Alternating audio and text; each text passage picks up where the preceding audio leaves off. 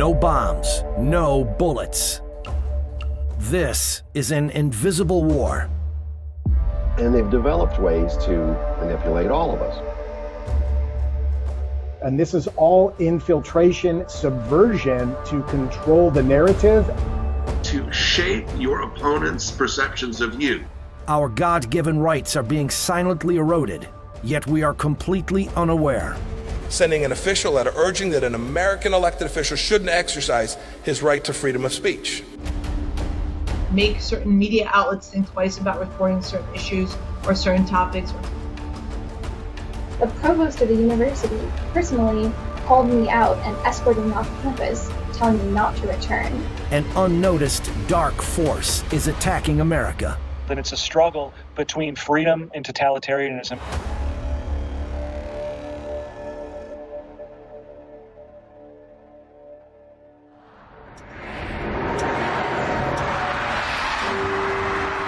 The New Year's crystal ball descends at Times Square on January 1st, 2020.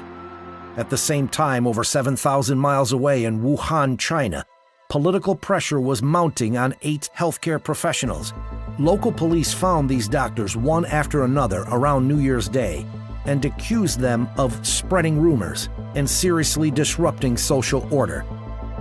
Police also warned them if they don't feel remorse, they will face legal punishment.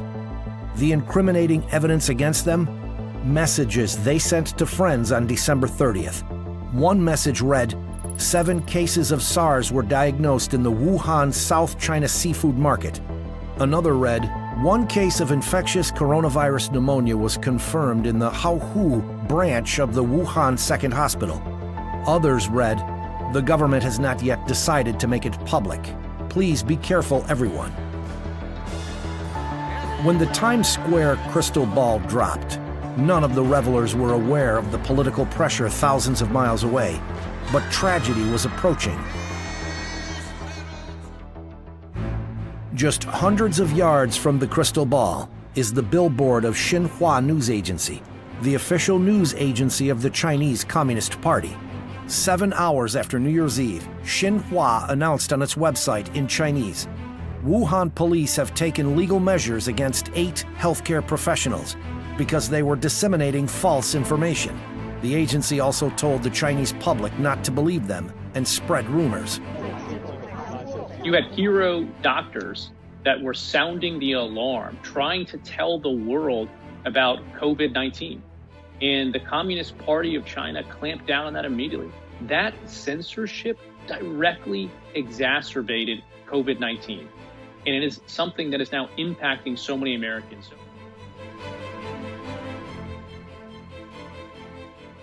Xinhua is China's official news agency, directly controlled by the State Council of the CCP. Cai Mingjiao is the president of Xinhua.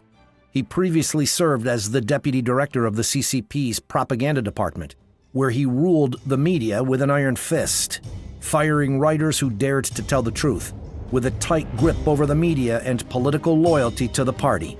Some call him the news killer. In July 2011, Xinhua signed a long-term lease for a prominent advertising space in Times Square.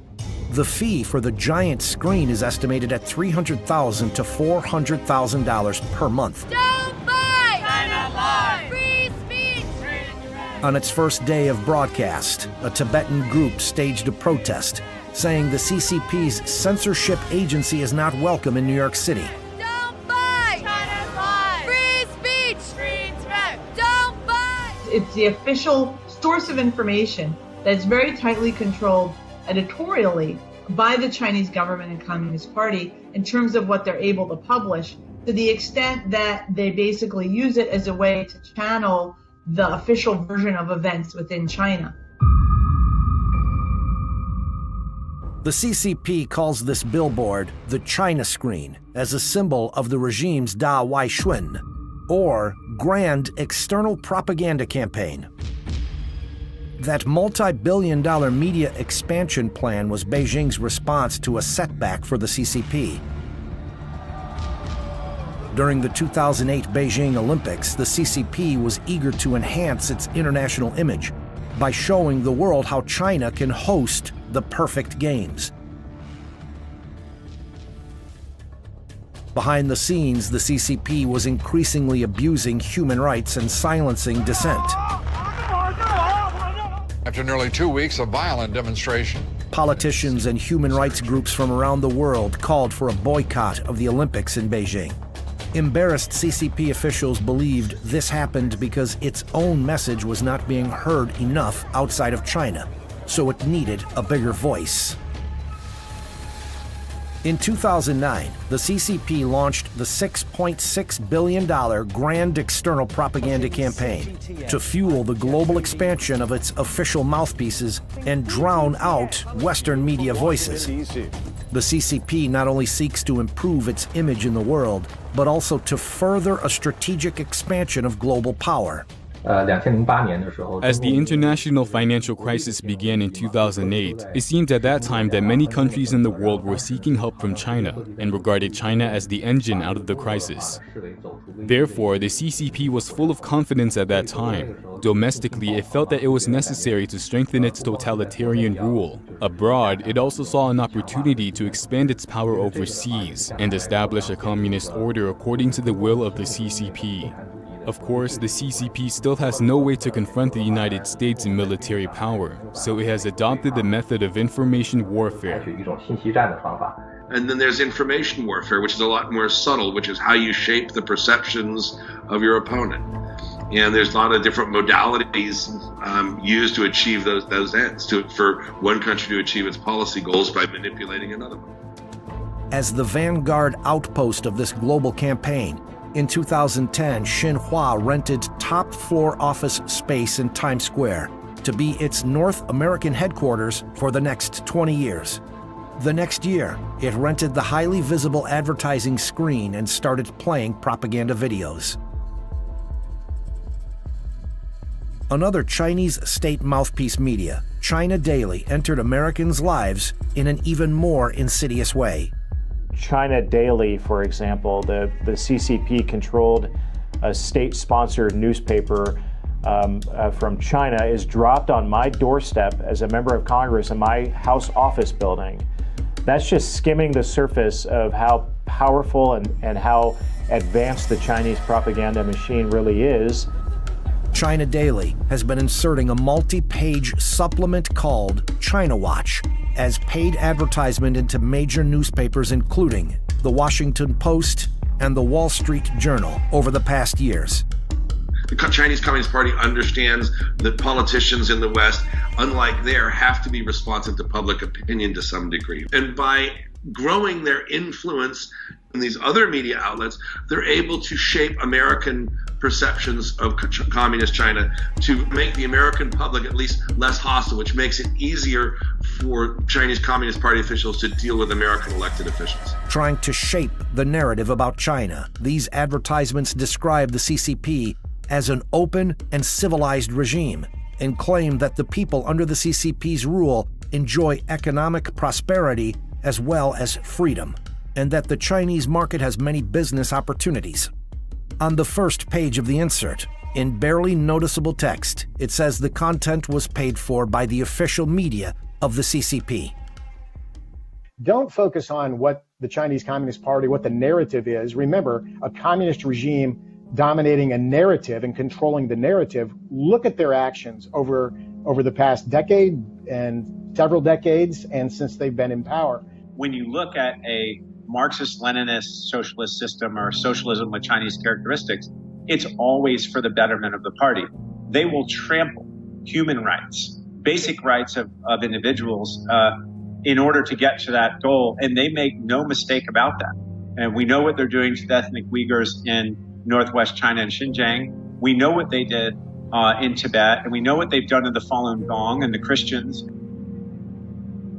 The China Daily, sponsored by the CCP's propaganda department, was made to register as a foreign agent with the Department of Justice in 1983. New documents filed with the U.S. Department of Justice on June 1st show that over a 3-year period, starting November 2016, China Daily paid over $4.6 million to the Washington Post, and nearly 6 million to the Wall Street Journal. It is quite difficult for many newspapers to survive in the digital age. The Chinese Communist Party can publish a lot of information on these newspapers with such a large sum of money. People in many countries have not directly suffered from the rule of the Communist Party. They don't know how evil the CCP is. Therefore, Westerners are more likely to accept the stories told by the CCP before they are actually heard. So, Nazi Germany with Joseph Goebbels. Information warfare has been with us for a long time. Now the media environment has changed. How people absorb and consume information, how rapidly, how it's disseminated is very different from early 20th century methods. But the goal is the same, and that is to shape your opponent's perceptions of you, to undermine their will to confront you. Free press in the United States has helped the world understand the true nature of the CCP in the past.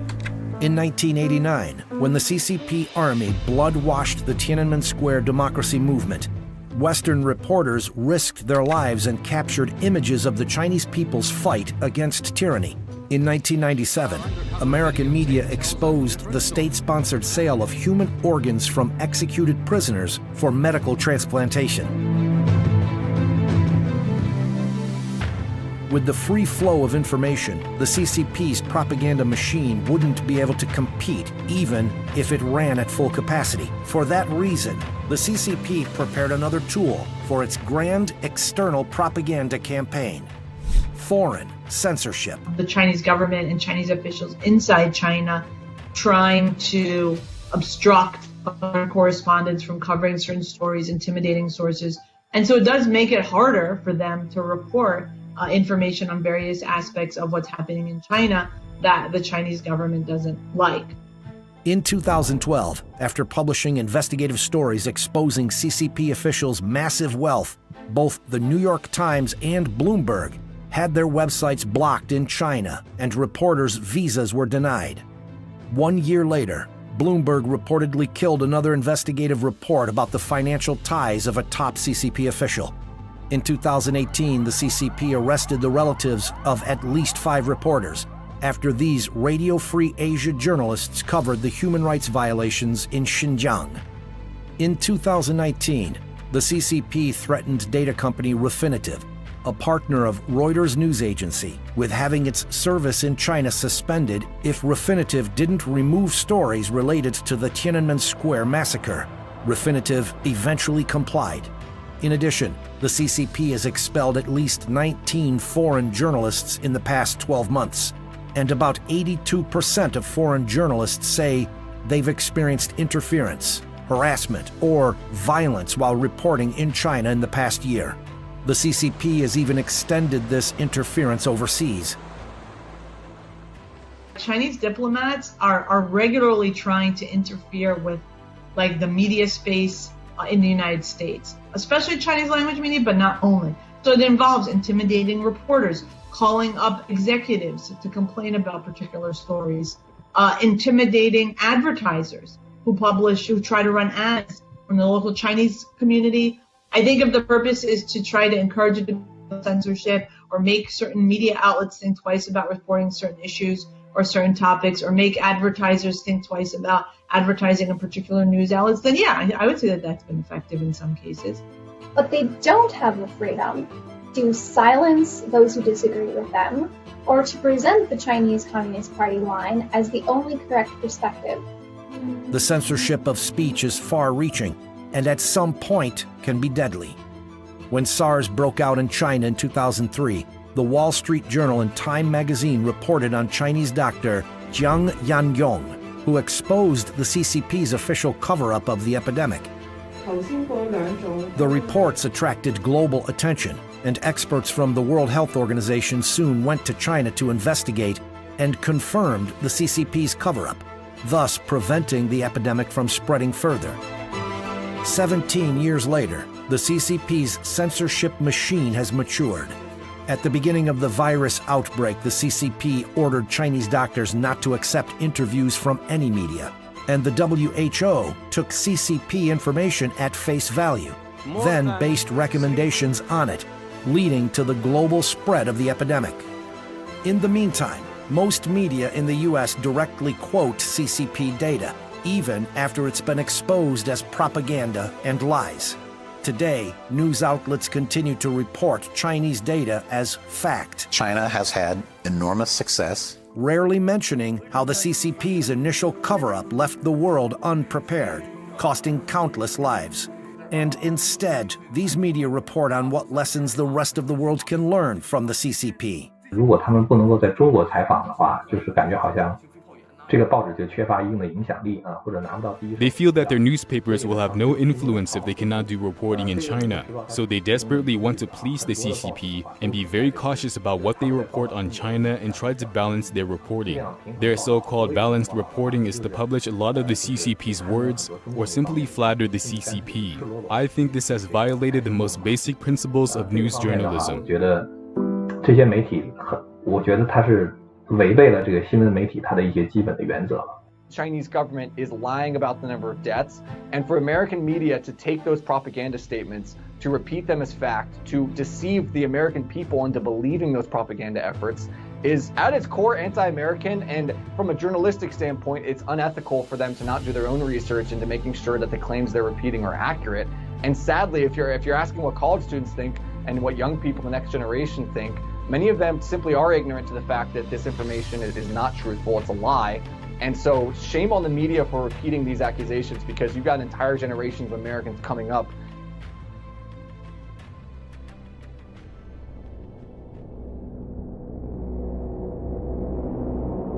Even as the pandemic continues to spread globally, the CCP has been trying to persuade the world not to blame China, but to praise China. Using its grand external propaganda machine and fake social media accounts, the CCP is pushing a narrative that the world should thank China, and it's trying to get politicians to say it. The Communist Party of China reached out to me on 2 occasions to pass a resolution praising them for their handling of the coronavirus. And what was probably most unusual about the request was that they provided me with the resolution. I've never had something like this happen. Roth received the 2 emails directly from the Chinese Consulate General in Chicago, one in late February, the other in early March. At that time, the epidemic was spreading across the United States. The American economy was hit hard as well. They actually just had the samples destroyed of this initial samples taken from the sick in Wuhan, where they had the genome sequenced, and they destroyed all of that. They destroyed the evidence. They covered up. They hid. They prevented researchers from getting into the country, and they basically said, well, they see no evidence of human-to-human spread of the virus. At the same time, hundreds of thousands of people were leaving Wuhan and going to all points of the compass. So all these emotions are running through me. And to be honest with you, I got downright mad. And that's where I told my staff, I dictated to them a response. I said, you send this out word for word. Dear Consul General, nuts. Besides anger, Roth had worries too. He realized how the CCP had extended its influence to elected officials in the United States, and that it may even be a common practice. I've never spoken to their consulate before, so that's why it makes this request very unusual and very scary that they felt that this was normal behavior for a foreign government to come to a sovereign state like Wisconsin and ask them to pass this resolution. Here's probably the part that should scare most of us. They actually felt it was okay for them to do this. So it makes you wonder, am I the first one that they've reached out to ask for a resolution to be passed? I find it hard to believe that I would be. The New York State Senate passed a controversial resolution on June 18, 2019, designating October 1st as the China Day. October 1st is the anniversary of the Communist Party's takeover of China in 1949. Huang Ping, the Chinese Consul General in New York, was invited to witness the adoption of the resolution. Many Chinese groups in New York State protested the resolution. Among them were groups oppressed by the CCP. They worried that the resolution would boost the CCP's image in New York State. A month before New York State passed the resolution, U.S.-China trade talks had collapsed because the CCP was unwilling to make real legal commitments to protecting intellectual property rights. Some federal officials called for escalating sanctions against the CCP. At that moment, the friendly gesture toward the CCP from New York State was immediately praised by the Chinese foreign minister.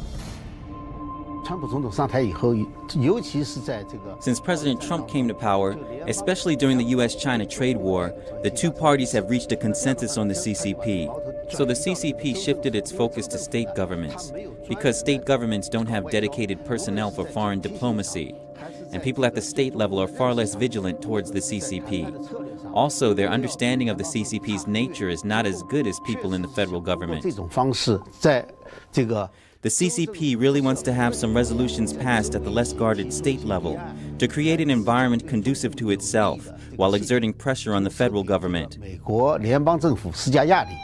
New York State, which was hit hard by the pandemic, has more economic and cultural exchanges with the CCP than any other state.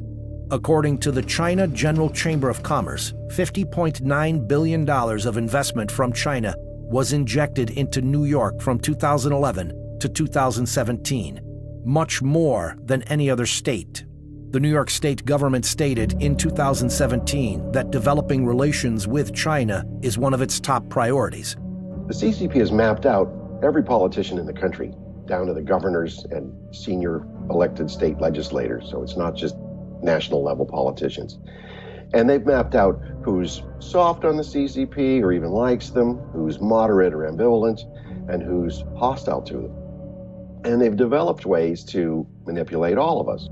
Whereas if you just want to make money and bring jobs into your state, fine, then let's cut a deal and don't ever say the name Taiwan or don't ever be critical of Xi Jinping, and we'll make sure that our party people invest in businesses in your state. Is the communist regime censoring remarks of U.S. officials? One way the regime can do this is through its sister city relationships. According to the CCP, sister cities bring more cultural and economic exchanges and cooperation. However, this cooperation sometimes comes with strings attached. When the Czech capital of Prague signed a sister city agreement with Beijing in 2016, Prague agreed to adhere to the One China policy, that is, recognizing Taiwan as part of China.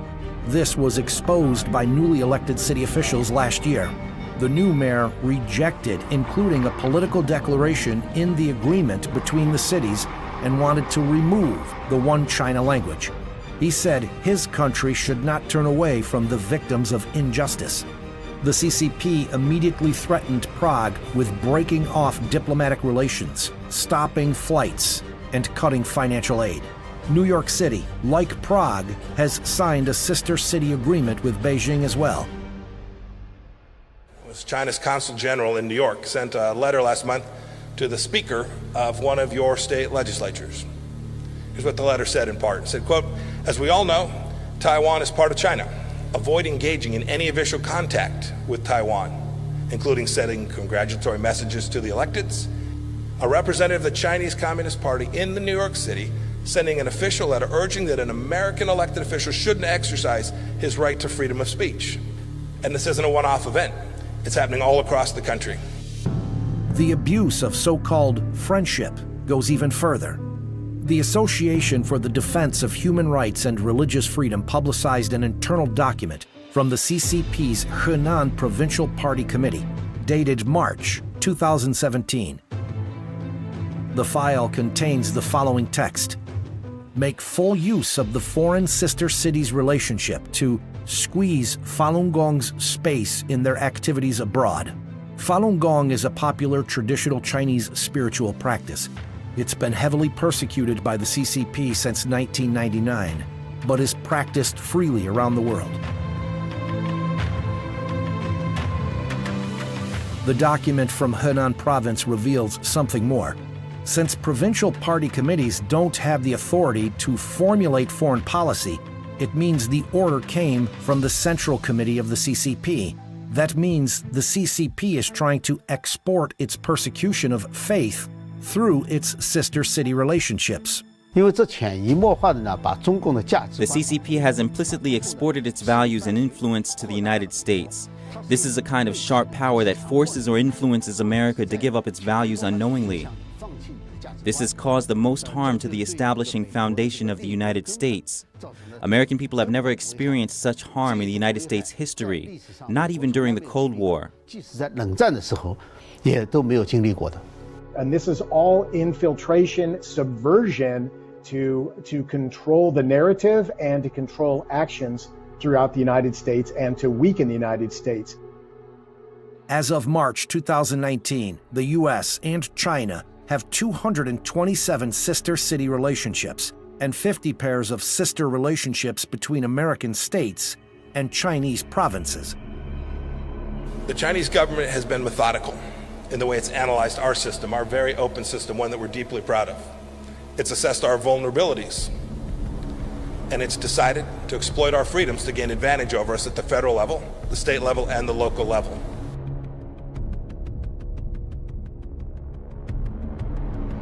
Another Trojan horse entered the United States under the banner of cultural exchanges in 2004. It's part of the CCP's warfare on ideology. They are called Confucius Institutes. Beijing-funded Confucius Institutes work with American universities and schools and are billed as centers for teaching Chinese language and culture. But really, they execute a more subversive political agenda. They feed the Chinese Communist Party line on everything from... I did case studies at 12 Confucius Institutes in the United States, and when I talked to the Chinese director of one Confucius Institute at New Jersey City University, I asked her, what would you say if a student asked you, what is Tiananmen Square, what happened there? Her answer was that she would show a picture and point out the beautiful architecture. That's the most important thing about Tiananmen Square, the architecture. We know that there is a major historical event that happened there that students need to learn about, but you won't learn about that at a Confucius Institute. The CCP has opened 541 Confucius Institutes in over 100 countries around the world. About 15% of them are in the United States, the largest number in any one country. In the United States alone, the Chinese Communist Party has invested at least $158 million in Confucius Institutes, including startup and operating costs, teacher salaries, and teaching materials. The money comes from Hanban, the supervising body of the Confucius Institute, which is under the Ministry of Education of the CCP. The Chinese government reserves to itself the right to veto any course, materials, or programs. So think of this as a foreign government telling a college or university what it can or cannot teach on its own campus. Rochelle Peterson, policy director of the National Association of Scholars, visited 12 Confucius Institutes in the United States to conduct a case study. But none of the American universities were willing to show her their contract with Hanban. After she filed Freedom of Information Act requests, she got 8 contracts and understood why the CCP wanted to keep them secret. The contract terms include Chinese employees of Confucius Institutes, even in the United States, must obey the laws of the Chinese Communist Party. Hanban has the right to evaluate the performance of Confucius Institute teachers in the United States. American universities and employees must not tarnish the reputation of the Confucius Institute. Otherwise, all cooperation and funding will be terminated. The purpose is to signal to colleges and universities what kind of behavior is desired by the Chinese government and what kind of behavior is necessary to maintain the financial benefits of having a close relationship with China. With the Confucius Institute as the outpost, the CCP has provided various grants to American universities that host Confucius Institutes, sent thousands of Chinese students who pay full tuition, and invited American university administrators to travel to China for free. When I spoke to American college professors who were at universities with Confucius Institutes, they felt that pressure coming down on them from their deans and from their provosts. They feel that pressure to watch what they say, both because the Chinese government is listening, but also because their university is listening. and their university wants to maintain that flow of money coming from China. In addition, Hanban's hiring practices have been found to include provisions that discriminate against certain faiths. This is completely contrary to American law and values. The Chinese Communist Party has wiped out the traditional Chinese culture in mainland China. Instead, it has replaced the traditional culture with the Communist Party's culture. So the cultural exchange is actually exporting the Communist Party's culture to the world. The CCP culture is contrary not only to American values, but also to the universal values of the world. If this cultural exchange is accepted unwittingly, it is actually helping the CCP undermine American values. At present, of the more than 80 Confucius Institutes in the United States, a total of 12, or nearly 15%, are in New York State, far exceeding any other state. When I went to Alfred University, having actually secured permission in advance to go to the university and visit the Confucius Institute, I found that when I actually arrived on campus and tried to sit in on a class, the provost of the university personally called me out and escorted me off campus. I felt deeply alarmed, that basically the Confucius Institute had set up a little piece of the Chinese government right on campus.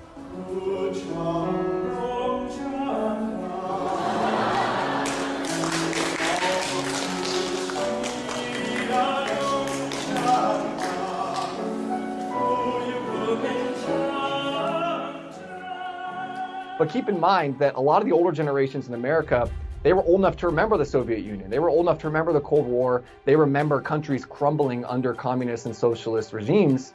But a lot of young people, they don't really remember any of that. They're not super aware of what's going on there.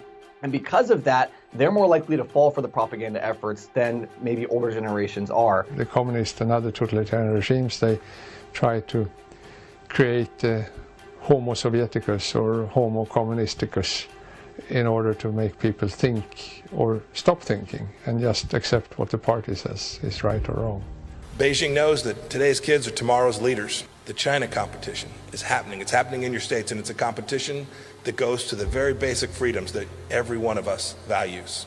Then it's a struggle between freedom and totalitarianism, between people having the choice to do with what they want with their lives and then having somebody else tell them what they must do and how they must live. And that's why when I look at the Chinese people, I see us in them. But I also know that in the end of the day, if you look at history, right always wins out.